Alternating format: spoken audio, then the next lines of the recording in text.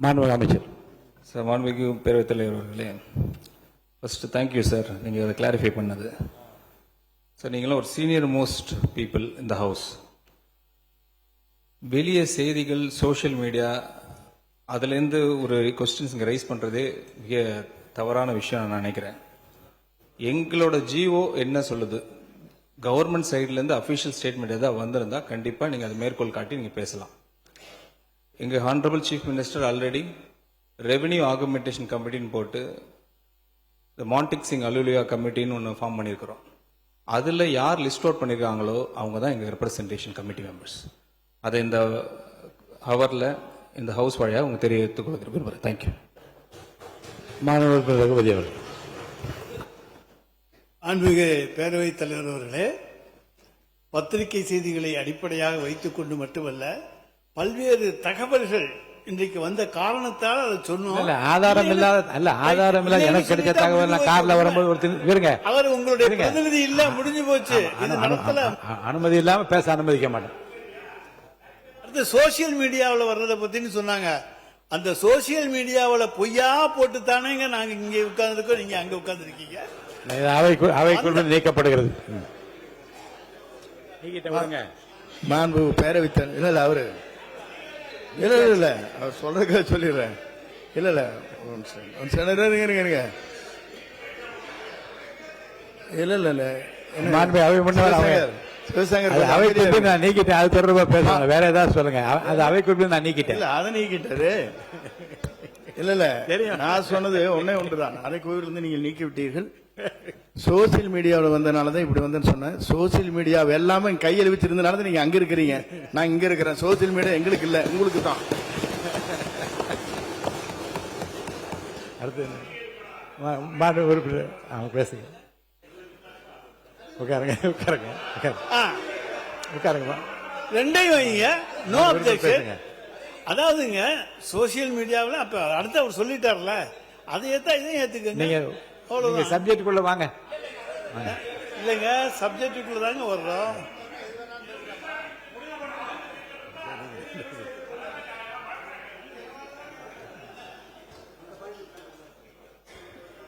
அடுத்ததாக நம்முடைய நிதியமைச்சர் அவர்கள் 8வது 9வது பக்கத்தில் ஒன்று சொல்லியிருக்கார்.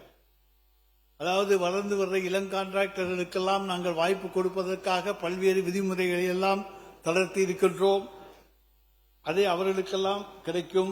டெண்டர்ல ஆரோக்கியமான போட்டி உருவாகும். அதனால் அரசின் வீண் செலவுகள் குறையும்.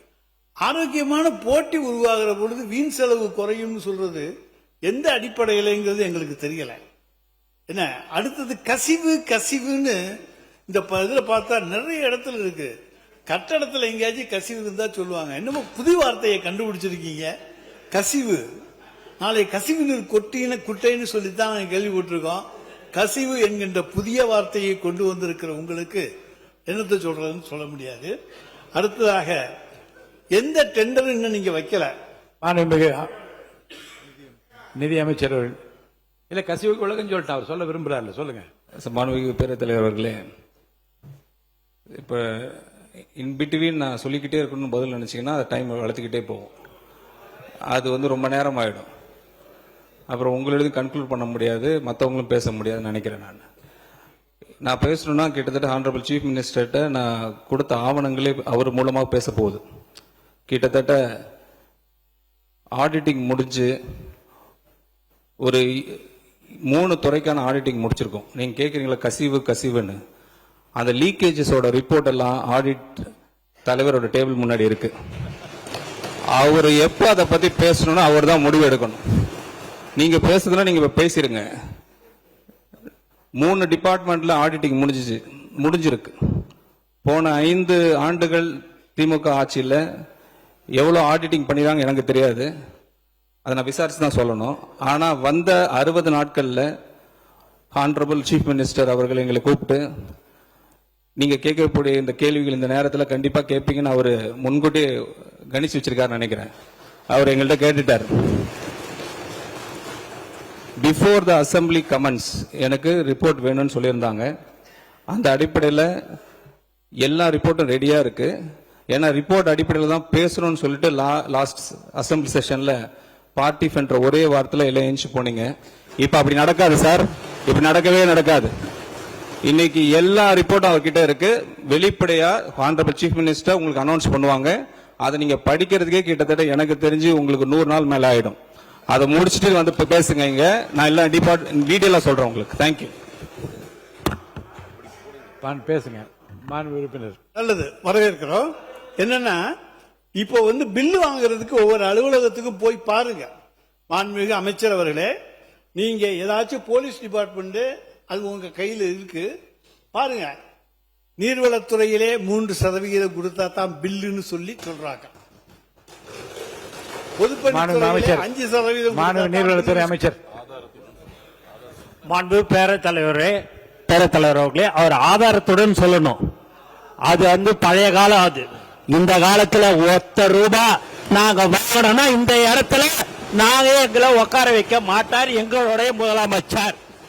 அதனால ஆதாரத்துடன் அவர் சொல்லணும்ன்றதை நான் கேட்டுக்கொள்கிறேன். இல்ல மாண்பு உறுப்பினர் அவர்கள், நீங்க வாயால பேசுறதெல்லாம் கரெக்ட். அதெல்லாம் நீங்க உங்களுடைய காலத்துல நாங்க தான் சொல்றோம்ல, நீங்க நிரூபிங்கன்னு சொல்றோம். நீங்க நிரூபிக்க வேண்டியதானே. எதுவுமே இல்லாம நீங்க வந்து பேசணும்னா அது எப்படி?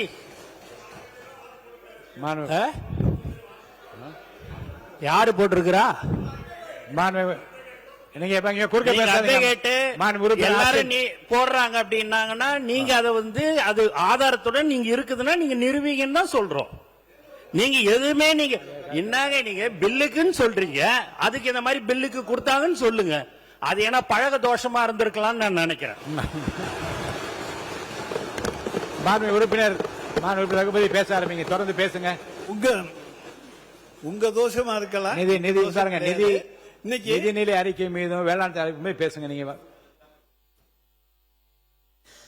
நிதிநிலை அறிக்கையில தான் நீங்க சொல்லியிருக்கீங்க, மக்களின் வரிப்பணத்தில் இருந்து 1 பைசாவும் தொடமாட்டோம், தொட விடமாட்டோம், தொட்டால் விடமாட்டோம், இதற்கு முன் தொட்டவர்களையும் விடமாட்டோம். ஐயா, சனிக்கிழமை அன்னைக்கு பனையூர்ல நடக்கிற அந்த வாரச்சந்தையில போய் பாத்தீங்கன்னா இதுக்கு என்னென்னாலும் தொட்டவங்களோ அவங்க தாங்க வந்துகிட்டு இருக்காங்க.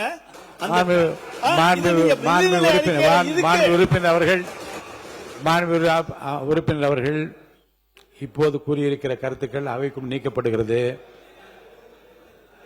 நீங்க தொடர்ந்து இல்ல சொல்ல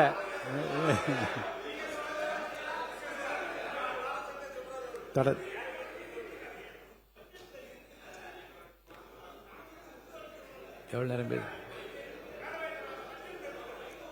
மாண்பு உறுப்பினர் ரகுமதி அவர்கள் 11:22 ஆரம்பிச்சீங்க. வேறுங்க